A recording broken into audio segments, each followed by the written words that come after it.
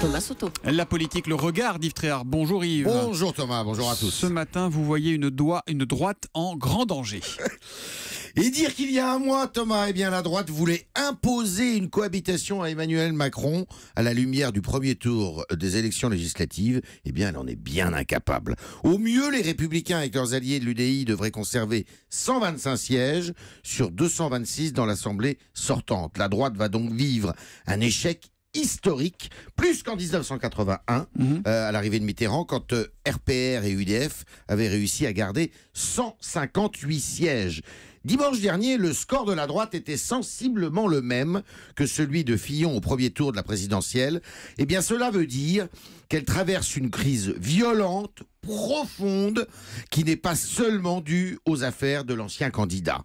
Non seulement la droite s'est peu à peu coupée des classes populaires et moyennes, mais en plus, aujourd'hui, eh bien, la bourgeoisie la snob. Alors François Baroin, qui conduit la campagne législative et qui sera tout à l'heure à 8h15 l'invité de Fabien Amias, appelle pourtant à un sursaut dimanche. Il y croit ou il fait semblant? Bon courage, il fait semblant, ça c'est sûr. Le seul sursaut, et il n'aura pas lieu parce qu'au second tour, on vote beaucoup moins traditionnellement, pourrait venir d'une levée en masse, Thomas, des abstentionnistes qui ont abandonné la droite dimanche dernier. Sur des terres d'ailleurs traditionnellement de droite, comme l'Aveyron ou la Haute-Savoie, mais aussi dans les beaux quartiers. La droite est en passe, par exemple, de perdre tous ses fiefs de l'ouest parisien, même le 16e arrondissement, au profit de la République en marche. Du jamais vu. Pour deux raisons. Eh bien, d'abord, ces électeurs ne voient plus Macron d'un très mauvais œil, au contraire, bien au contraire. Et puis ensuite, ils entendent faire payer à la droite 15 ans de guerre des chefs et d'immobilisme, et ce, depuis le second mandat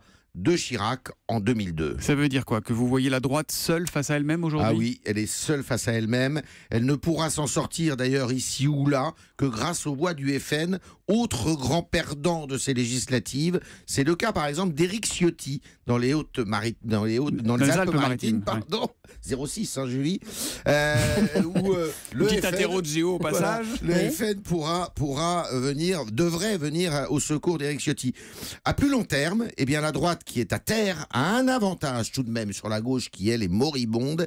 Elle peut encore s'appuyer sur un vaste réseau d'élus locaux, ce qui lui sera très utile en septembre au sénatorial. Oui, car mesdames, messieurs, il y aura de nouvelles élections en septembre. Ce seront des sénatoriales pour renouveler une partie du Sénat, hein, c'est ça? La moitié du Sénat, et les Français n'iront pas au vote, ce sont les grands électeurs qui vont aux urnes. Merci beaucoup Yves Tréhard et à demain. À demain.